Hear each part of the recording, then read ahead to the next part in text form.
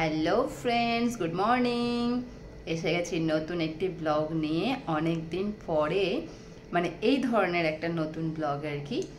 তো ইউটিউবে অনেক দিন ধরে আমি এই ধরনের ব্লগ দিইনি, তো আজকে তোমাদের সঙ্গে শেয়ার করব এই ব্লগটা। আশা করি তোমাদের মানে সবার খুব ভালো লাগবে আর কি। তো চলো দেখতে থাকো। তো বেশ কিছুদিন আগে আমি আমার চ্যানেলটাকে হারিয়ে ফেলেছিলাম, কয়েকদিন আগে আমি সেটাকে ফেরত পেয়েছি। তারপর আমি কিছু ব্লগ তো তোমাদের সঙ্গে শেয়ার করেছি, পুজোর ব্লগ, আর এই ব্লগটাও শেয়ার করতে চাই। তাই ভাবলাম যে চলো একটা নতুন ব্লগ তোমাদের সঙ্গে শেয়ার করি। তো সেই কারণেই নতুনভাবে আবার আসা। আর আমি পুজোর ব্লগ তো দিয়েছি, পুজো তো কেটে গেল, দুর্গা পুজো, লক্ষ্মী পুজো, কালী পুজো তো কেটেই গেল। আবার সামনে আরও অনেক রকম অকেশন তো আসবেই, সেগুলো তো দেখতে পাবেই তোমরা, মানে আমার চ্যানেলে চোখ রাখলে সেগুলো তো দেখতে পাবেই। তো সেই সব নিয়ে তো তোমাদের সঙ্গে শেয়ার করবই। তবে আজকে আমি নতুনভাবে এই নতুন ব্লগটা তোমাদের সঙ্গে শেয়ার করছি। আশা করি তোমাদের খুব ভালো লাগবে, দেখতে থাকো আর পুরো ব্লগটা দেখতে থাকো। সেদিন ছিল বৃহস্পতিবার, সকাল সকাল ছেলেকে স্কুলে দিয়ে এসে আমার স্নান টান কমপ্লিট হয়ে গিয়েছিল, আর তখন আমি সবজিগুলো কেটে নিচ্ছিলাম।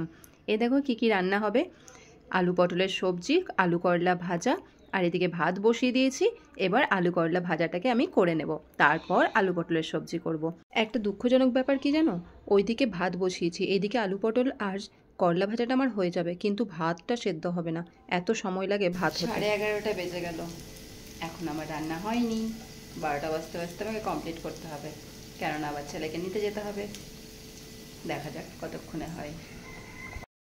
ওই সাইডে রান্নাঘরে বসিয়েছি রান্না, এদিকে ওয়াশিং মেশিনে দিয়েছি জামা কাপড়, সেগুলো কাঁচা হয়ে গেছে, এবার ড্রায়ারে দেব। তো তাই ড্রায়ারে দিয়ে দিচ্ছি সবগুলো এক এক করে। আর আমার এই মেশিনে নতুন থেকে যে সমস্যাটা রয়েছে, সেই সমস্যাটা কিন্তু মেটেই না। যাই হোক, কোনো রকমে চালাচ্ছি মেশিনটাকে, কিছুদিন পর চেঞ্জ করবো।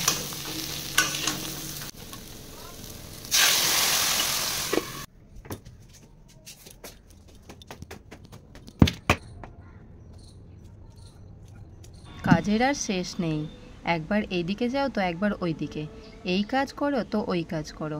তো দেখতেই পাচ্ছ, নিচে রান্না করতে করতে আবার মেশিন থেকে জামাকাপড় তুলে নিয়ে চলে আসলাম ছাদের ওপর। তো ছাদের ওপর এখন জামাকাপড়গুলোকে মেলে দেব, তারপর তোমাদেরকে ছাদের দৃশ্য দেখাবো, ছাদের কি অবস্থা আমাদের, সেটাই তোমাদের সঙ্গে শেয়ার করব। তো এই দেখো, ছাদে আমাদের কাজ চলছে, কিছু সব অগোছালো রয়েছে। এই সাইডে একটা ঘর ছিল, সেই ঘরটাকে ভাঙা হয়েছে।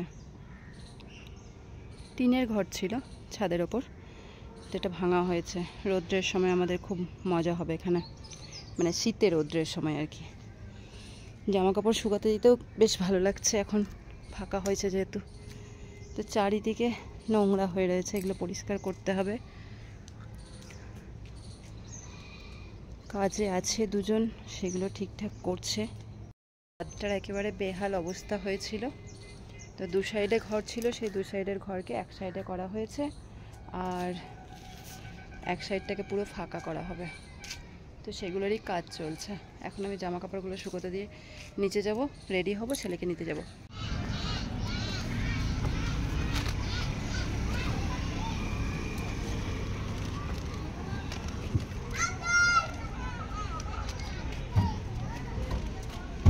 বারণ করলাম তোমাকে, শুনলে না বলো। টোটো দাঁড়িয়ে আছে, এসো হাত ধরো, এইদিকে এপাশে এসো। দেখছো, দুটো পাওয়া যায় না, একটাই পাওয়া যায়। কি তাই?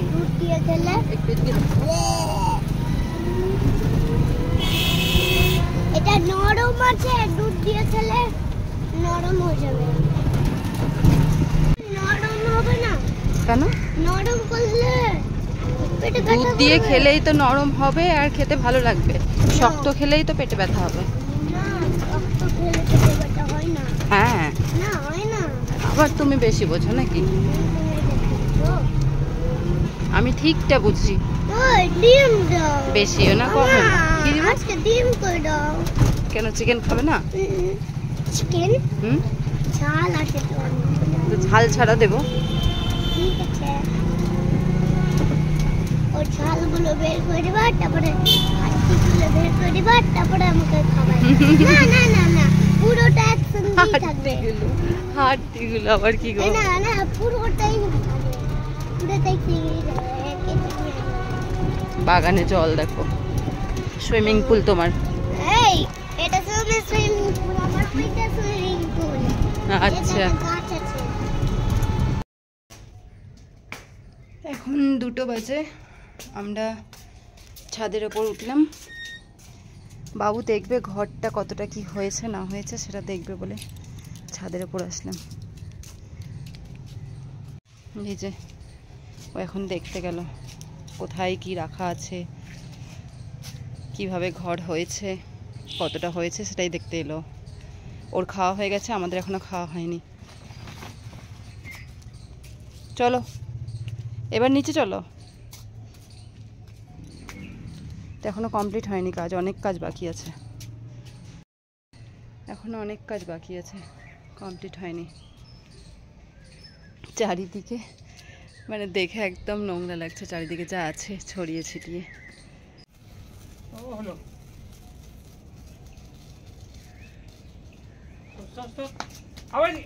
এইদিকে সাবধান চালাতে হবে।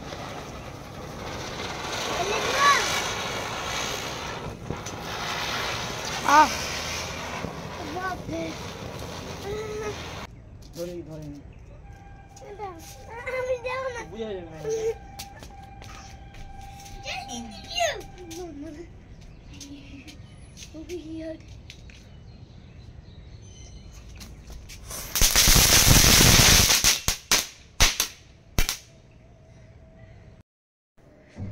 ফ্রেন্ডস, এখন সন্ধেবেলা, মা ছেলে ঘুমিয়েছিলাম, তো আমি উঠলাম, ছেলে এখনো ওঠেনি, এই দেখো ঘুমাচ্ছে। তো দুপুরে খাওয়া দাওয়ার পর ওর বাবা খাওয়া দাওয়া করে বেরিয়ে গেছে, তারপরে আমরা দুজন মিলে একদম লম্বা ঘুম দিয়েছি। এখন ঘুম ভাঙলো আর এদিকে সন্ধেও হয়ে গেছে। তো এখন ছেলেকে ওঠাতে হবে, কারণ সন্ধ্যা হয়ে গেছে, পড়াতে বসতে হবে।